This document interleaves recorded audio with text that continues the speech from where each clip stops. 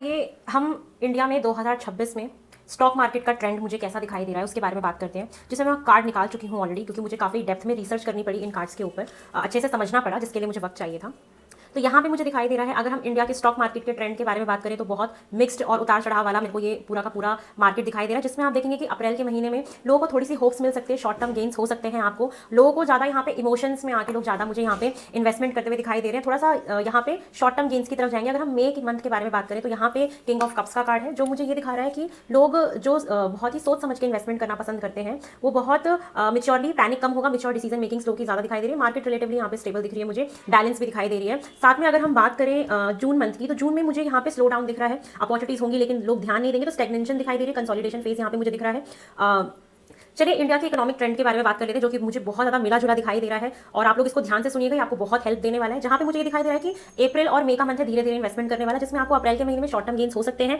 जिसमें मई का जो महीना जाएगा आप लोग का, मई में मुझे यहाँ पे मार्केट स्टेबल दिखाई दे रही है, रिलेटिवली बहुत स्टेबल और बैलेंस रहेगी। हम जैसे ही जून में एंटर करेंगे तो जून के महीने में एक स्टैग्नेशन आपको दिखाई देगी मार्केट में, कि मार्केट जैसे रुक गई है, ना ज़्यादा इन्वेस्टमेंट हो रही है, ना ज़्यादा लोग उसमें मतलब इंटरेस्ट ले रहे हैं, ऐसा कुछ भी नहीं होगा। और यहाँ पे कंसोलिडेशन फेज मुझे जून में दिखाई दे रहा है। सबसे ज़्यादा जो बूम है वो मेरे को दिखाई दे रहा है जुलाई के महीने में, जहाँ पे बिग गेन्स आपको देखने को मिलेंगे, स्टेबिलिटी मिलेगी, कॉन्फिडेंस होगा लोगों के अंदर। यहाँ पे इंस्टीट्यूशनल मनी फ्लो काफी दिखाई दे रहा है। साथ में लॉन्ग टर्म इन्वेस्टर्स के लिए जुलाई का महीना बहुत अच्छा है, तो आप इसको ध्यान में रखिएगा। अगस्त के महीने में आप देखेंगे कि इन्वेस्टर्स काफी पहले हम जुलाई के बारे में बात कर ले, जुलाई हो गया, अगस्त के महीने की अगर हम बारे में बात करें तो अगस्त में रेगुलेटरी प्रेशर बहुत आएगा, ग्लोबल टेंशन मुझे अगस्त के महीने में दिखाई दे रही है। लोग बहुत ज्यादा स्टक फील करेंगे, कंफ्यूज हो जाएंगे, मार्केट में बहुत एक तरीके का डर आपको दिखाई देगा। जो लोग जैसे कहते हैं ना डर बैठ जाता है, वो आपको अगस्त के महीने में दिखाई देगा, जिन लोगों ने अच्छा खासा इन्वेस्ट किया होगा। यहाँ तक कि बड़े बड़े इन्वेस्टर्स भी पैसा लगाने में 100 बार सोचेंगे, मुझे ये परिस्थिति दिखाई दे रही है। जहाँ पे सितंबर के महीने में जितने भी ट्रेडिशनल और पॉलिसी ड्रिवन मार्केट होती है, ज्यादा अच्छा परफॉर्म करेगी, गवर्नमेंट पॉलिसीज वाले ज्यादा अच्छा परफॉर्म करेंगे, स्ट्रॉन्ग इंपैक्ट पड़ेगा, मुझे ये दिखाई दे रहा है। बाहरी इंस्टीट्यूशंस का, बाहरी जो इंटरनेशनली भी काफी इंपैक्ट सितंबर के महीने में पड़ेगा, banking, PSU,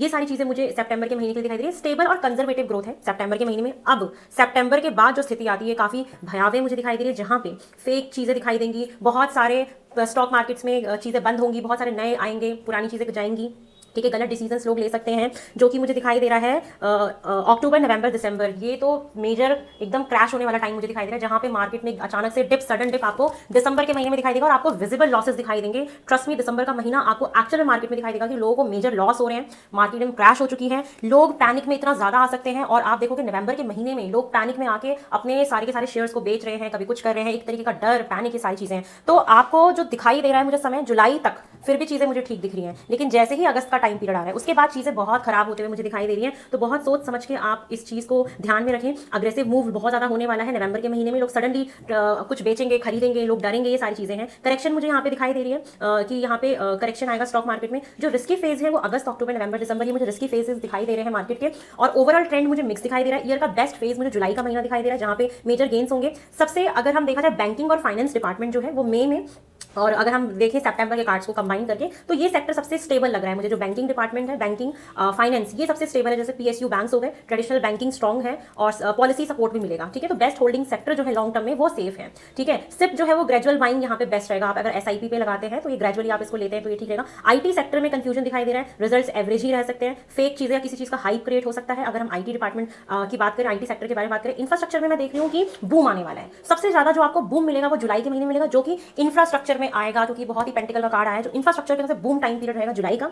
government spending, large projects यहाँ पे मेरे को सबसे ज्यादा दिखाई दे रहे हैं, जो लॉन्ग टर्म वेल्थ क्रिएशन में बहुत हेल्प करेंगे। साथ में अगर हम energy, power, oil and gas के बारे में देखें तो अगस्त के महीने में यहाँ पे ग्लोबल प्रेशर आएगा, इनमें पॉलिसी या सप्लाई इश्यूज हमें अगस्त के महीने में दिखाई देंगे एनर्जी, पावर, ऑयल और गैस सेक्टर में। तो यहाँ पे ग्रोथ रुक सकती है टेम्पररी। तो शॉर्ट टर्म रिस्की फेज मुझे यहाँ पे दिखाई दे रहा है। लॉन्ग टर्म ठीक है, बट शॉर्ट टर्म के लिए बहुत रिस्की है। ऑटो सेक्टर के बारे में बात करें तो यहाँ पे मेरे को मिक्स सिग्नल्स दिखाई दे रहे हैं, लोग इमोशंस में आके बाई कर सकते हैं और सडन मूव्स दिखाई दे रहे हैं, बट स्टेबिलिटी कम होगी। अगर हम बात करें ऑटो सेक्टर की, फार्मा और हेल्थ केयर सेक्टर के बारे में बात करें तो स्टेबल रहेगा, बट स्लो ग्रोथ मुझे यहाँ पे दिखाई दे रही है। डिफेंसिव सेक्टर्स स्पेशली अगस्त और दिसंबर, यहाँ पे ये चीजें मुझे पैनिक फेजेस में जाते हुए दिखाई दे रहे हैं। तो ये है, स्टेबल है। साथ में अगर मैं स्ट्रैटेजी के बारे में बात करूं तो अप्रैल से लेकर जून तक का जो टाइम पीरियड है, आपको यहाँ पे धीरे धीरे इन्वेस्ट करना चाहिए। एक्साइटमेंट में आके इन्वेस्ट मत करना, क्योंकि स्टार्टिंग में आपको लगेगा कि चीजें ठीक है, बट बाकी आगे बहुत डिप होने वाला है।